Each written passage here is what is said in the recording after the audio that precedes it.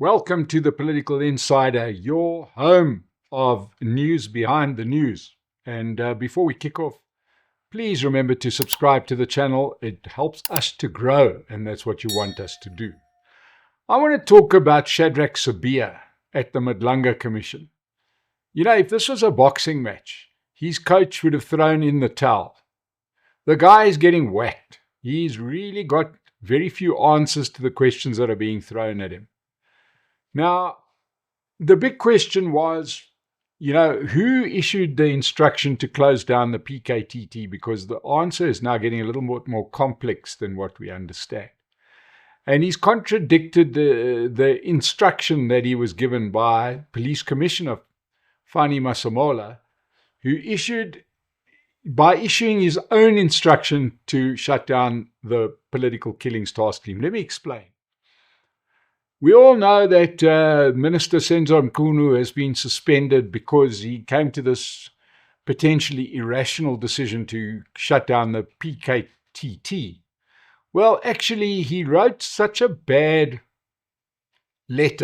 instruction, that it was kind of like, please, I would like to sort of close this down whenever you feel like it, phase out. Blah, blah, doesn't really say much. It's a bit like listening to President Ramaphosa. It never quite gets to the point. The police commissioner, Masemola, whose decision it was to now expedite the action, whatever it was, the action sort of implied he wanted to close it down, but didn't say it specifically. I know he said do it now, but he didn't say now, or whatever. I know he spent hours trying to explain the difference. But the point is that it was quite vague. Masemola decided to do nothing. He is head of the police. But Shadrack Sibiya was all over this. And he attacked the venture with such gusto to shut down the PKTT that it gets very interesting as to why he would have done it.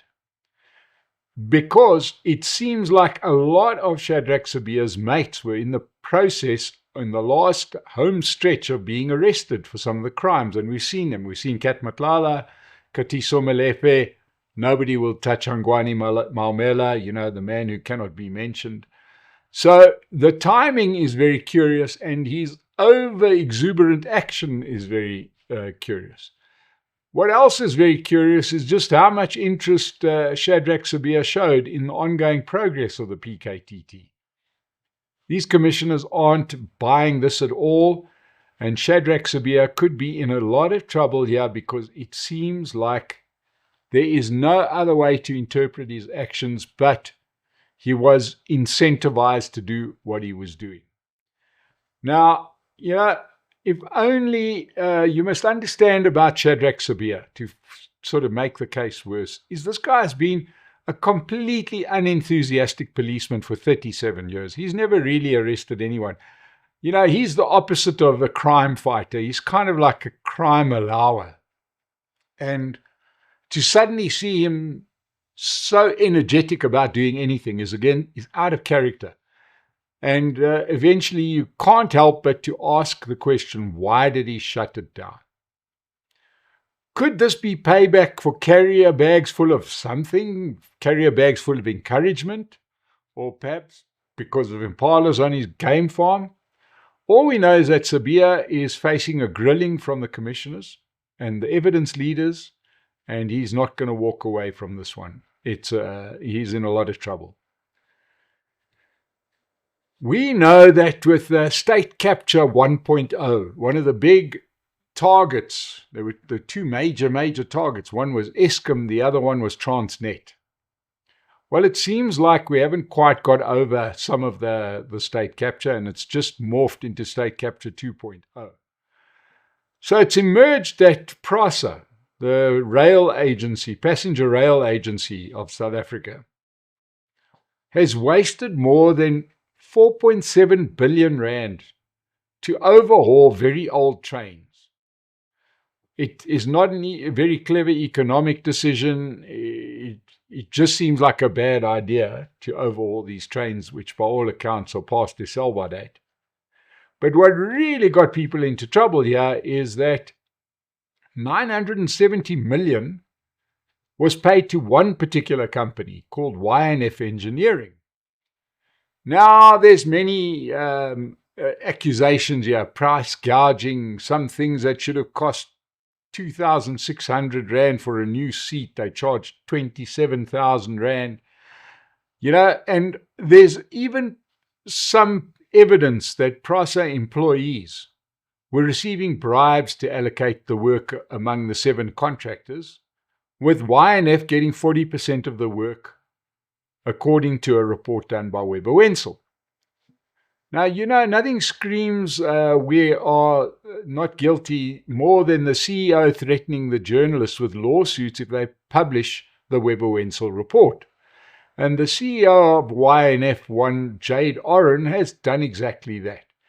According to the next biggest contractor, and it's always the next biggest contractor who's going to moan the most, a company called Commuter Transport Engineering, CTE, they were the next highest paid contractor. One of those companies that, sort of submitted 2 bids under 2 different names. I think one's CTE Cape Town and the other is Durban or something like that. They also got a big chunk of this, but they're saying that they may not have got the bulk of it, but YNF secured preferential treatment because of their relationship with one person at PRASA, and that is a gentleman by the name of Molefe Mosweu, who was PRASA's acting head of technical rolling stock department and in charge of this project. Weber Wenzel have got evidence from the cell phones of Mosweu, as well as Chabi Johannes Mbele, who is a project manager at PRASA, that revealed that the 2 of them shared bribes from these suppliers. I think people have to stop sending each other WhatsApps. Maybe write letters or maybe go out for lunch, but it's the WhatsApps that are putting people into a lot of grief. And they all happen to be part of the same WhatsApp group with Mr. Oren, who's the CEO of the YNF. And they belong to a WhatsApp group called Durban July 2016. I would say that if you're going to do some funny business, don't call your WhatsApp group anything that says Durban July anything. But in any case, YNF paid Mosweu's own company, MSM Engineering, 240,000 Rand through another company that belonged to YNF called Rusol Technologies. Look, there is absolutely no doubt that state capture continues. And why wouldn't you when you're dealing with projects of this size? The rest of us have to try and make a crust of bread. These people are literally getting hundreds of millions of Rand for tens of millions of Rands worth of work. You can almost say it's worth paying the bribe, but, and especially if the police are going to do nothing. And what will probably end up happening here is that the guilty people at PRASA will end up resigning, and then the company can't take any further action against them. One only hopes that Madlanga Commission gets the police and the hawks to start doing their job, because here it seems like an open and shut case for prosecution. Wouldn't that be nice? We're going to talk about Johannesburg, and before we get into the discussion there, I want to remind you that on the 6th of March, we'll be doing Breakfast with Helen Ziller, and you can put your questions to Helen Ziller live in Sandton on the 6th of March, the morning of the 6th of March. Come and join us. Book a table if you're a company. All the details are in the section below, giving you more information on where to book. Just go to our website, sona.co.za, and you can find all of the information there. What have we heard out of Johannesburg? Well, we heard one of the least surprising announcements of 2026. And that is Action SA's leader and former Johannesburg Mayor Herman Mashaba has been revealed as the party's mayoral candidate for Johannesburg. Did that surprise anybody? Nope. Now, we understand that Mashaba is a legitimate and credible candidate. In the 3 years that he was mayor of Johannesburg in 2016, at DA colours at the time, he was quite an enthusiastic mayor, and he did well in keeping an unstable coalition together while fighting off a more powerful ANC than what it is today, a very hostile government, provincial government. and a very hostile media. The media is not a fan of that party in blue, and they were trying to get him for anything. And finally, what got him was neither the media nor the ANC nor anything else. In fact, it was his own party. When some of the people, senior people in his party, weren't too fond of his leadership methods and weren't too fond about the fact that he was governing with the good grace of the EFF. And it always felt like the EFF were about to pull the trigger on Mayor Mashaba at the time. But in any case, he's back for round number 2. Now, this could be really bad news for the ANC, because from this moment on, the mayoral race in Johannesburg is going to be billed as a contest between Mashaba and the DA candidate Helen Zille. And it's going to make all the other candidates look secondary, and that could influence the vote. To make matters worse, the ANC has to choose between 2 very poor candidates.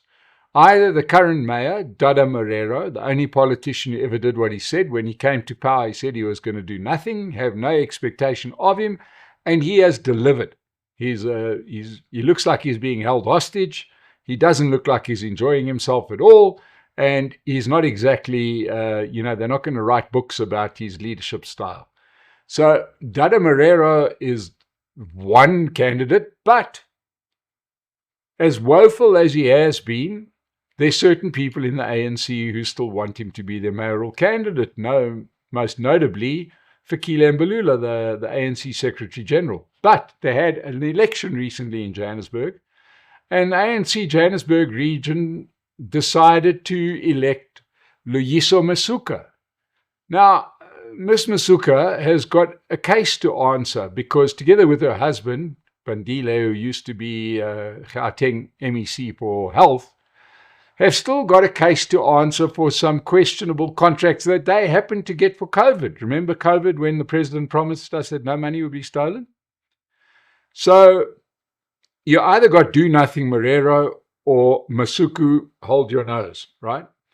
Who are the other candidates? Well, it looks like you're going to have Kenny Kunene, who's only been found at Katiso Melefe twice when they went to raid his house, and twice Kenny Kunene has been there. So talk about people with a pong next to them.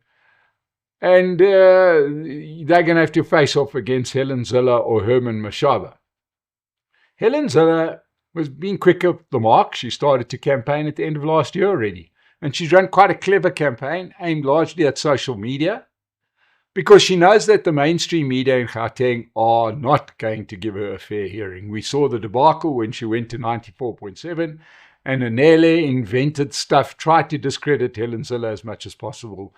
And I think Helen Zille would do well to avoid the Johannesburg media, because they can't be seen to be supporting a DA candidate. So therefore, it doesn't, if she was Saint Teresa herself, they'd be inventing stories about it. Right? But the fact that it is a surprise when water actually runs through your taps in Johannesburg is a bigger surprise when you find a working traffic and street light on the same road. It's not going to help any candidate that is part of the current Johannesburg setup, and that is made up of the ANC, the EFF, or the Patriotic Alliance. Remember, they've been misgoverning this city. And they're the same people that can't get by on an 85 billion rand a year budget. They actually needed to borrow more money. Mashaba's anti-foreigner stance will prove to be quite popular in a city that has a problem where the public services are buckling, things like hospitals and schools. And these places are overrun because of the ANC and the EFF's illegal foreigner-friendly policies. This could play into Mashaba's hands. Helen Zille's no-nonsense approach and her success in turning around Cape Town when she took over as mayor after the ANC had ruined it, that will prove to be popular with voters as well. So one would imagine that only a spectacular own goal will stop this race from being a two-horse race between Mashaba and Zille. And it's going to exclude the ANC. And they could find themselves down, with a number that starts with a 2. But they could be winners, because I think that both candidates, be it Action SA or Democratic Alliance, Zille or Mashaba, might need the ANC support to establish the coalition. As I said before, what happens in these local government elections could actually influence bigger national picture in general. And it all depends on what happens in the Gauteng province, because Panyaza Lesufi has been running a minority government and the EFF has promised not to support him. He's not going to have the votes to pass a budget, which is going to be tabled in March. And it could trigger a change within the ANC, and we could see a different attitude from the ANC by the time we get to the election. Fascinating stuff. And I speak a lot about Johannesburg, and I speak a lot about Ekurhuleni, and I speak a lot about Tshwane, but one place I haven't spoken enough about is Cape Town. And I know that we moan a lot about the incompetence of our local government up here in Gauteng, and it's quite deserved. But in Cape Town, the complaint isn't about the incompetence, but about the efficiency of government. There's some staggering statistics that are coming out. In the past 10 years, municipal property evaluations in Cape Town have more than doubled, and in some cases tripled, over 10 years. Now, that's great if you like to look at the valuation of your property. But as much as these valuations have gone up, it means that the rates have gone up by a similar amount.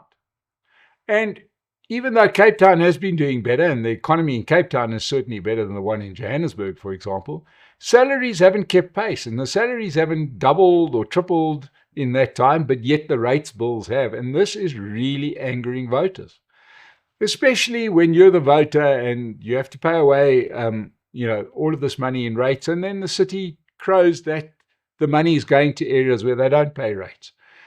Politics is fascinating, whether you're doing it right or doing it wrong. But remember, making your city unaffordable for your residents is going to lead it to the point where only foreigners and Airbnb owners can afford to buy the properties, and that is not good politics. So I think that somebody should put some brakes on that particular train, but it might be a little bit too late. This could be a factor in the local government elections where the DA does have a majority in Cape Town, but it's not exactly like 80% of the vote. They could slip down with them losing votes in the peri-urban areas to the Patriotic Alliance. Life could get a little bit tough for the DA in Cape Town. Let's see how this all plays out. Thank you so much for joining us on The Political Insider. Remember, subscribe to the channel. We'll see you again tomorrow.